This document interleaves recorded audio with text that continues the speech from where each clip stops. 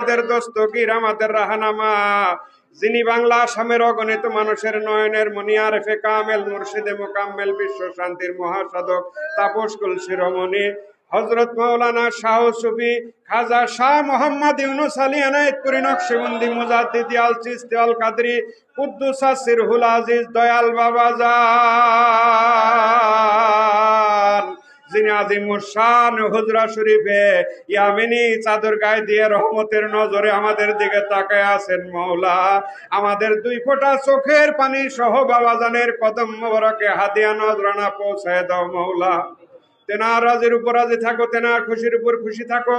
অনন্ত রহমত, অনন্ত করুণা, অনন্ত শান্তি তেনার পাক আত্মার হুজুর আবাদ আলাবাদ তক বর্ষণ করে দাও। মাওলা, তেনার খাস জিয়ারত, খাস ফায়েজ, খাস তাওয়াজ্জু, খাস গোলামি, খাস নেসবত, খাস মোহাব্বত এবং তেনার ইস্তেমদাদের রুহানি আমাদের সকলকে নসিব করে দাও। মাওলা, তেনার কদম মোবারকের সাথে জানে মালে বংশ